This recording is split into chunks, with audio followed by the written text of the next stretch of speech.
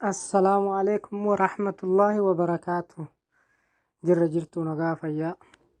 Har'as akkuma beekamu deebi'ee dhufeen jira.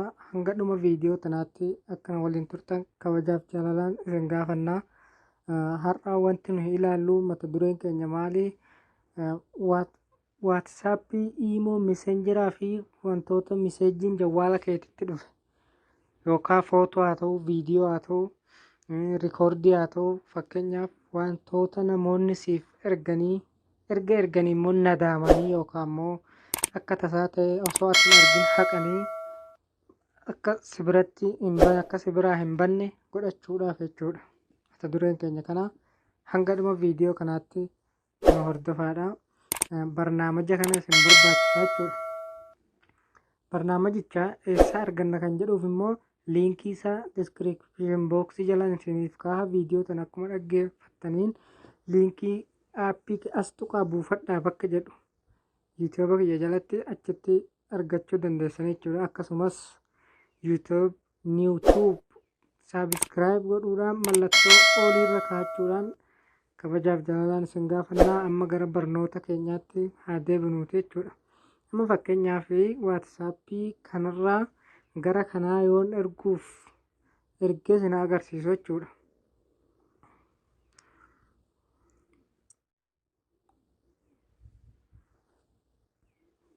Amma jechuudha akkami jedhee ergaafi jechuudha.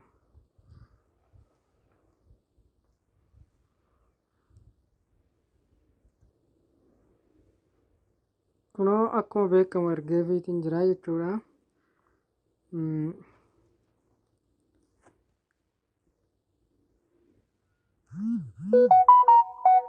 Amma wanti isinii galuu qabu risaalaan kun kan waatsaappii isa kanatti dhufe jechuudha.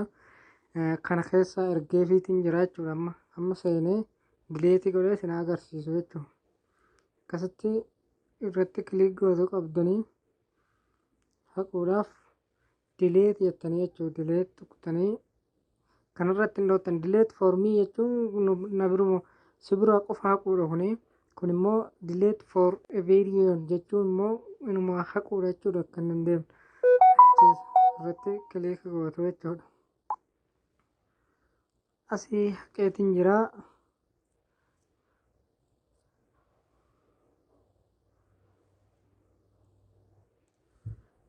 Amma gaa you deleted this message jedheera haqeetiin jira jechuudha. San keessa dhannee haa ilaallu jechuudha. Amma waatsaappii isa kanatti ergine waan ta'eef kana hin ilaallaa jechuudha. Akkuma beekamu kunoo meseejiin nuuf dhufeera.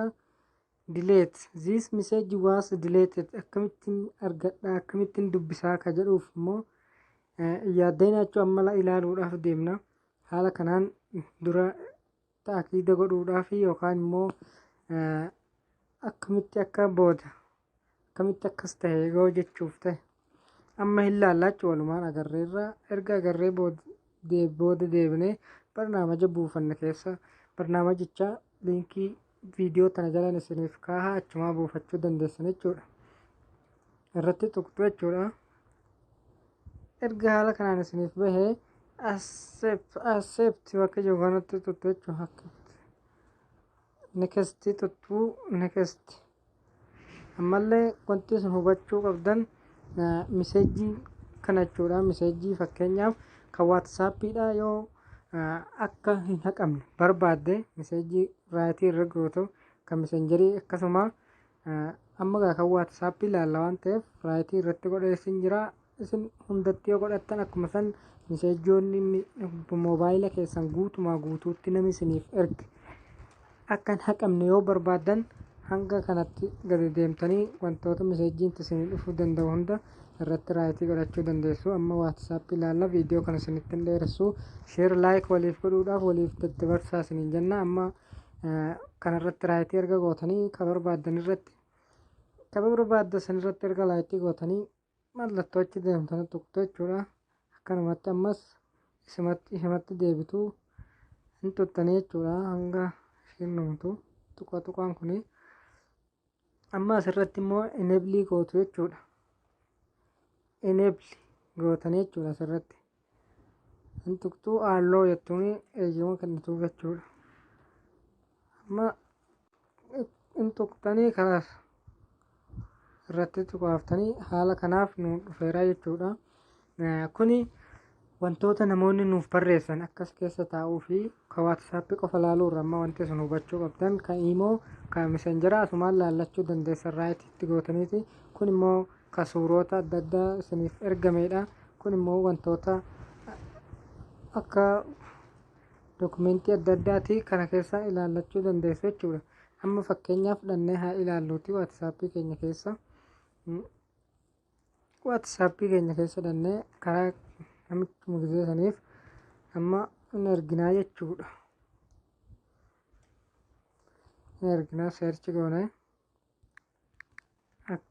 akkam jirta.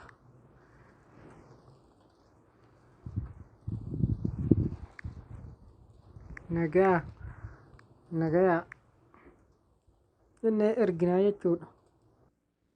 Erginee jirraa jechuudha. Amma erginee jirraa dileetii goonaa jechuudha. Amma miseejjiitu dhufuura miseejjii kan waatsaappii jawwaala tokko irratti fayyadamu waan ta'eef saniin miseejjiin dhufuura amma nan haqaa jechuudha. Dileetiin godhaa jechuudha ergeef.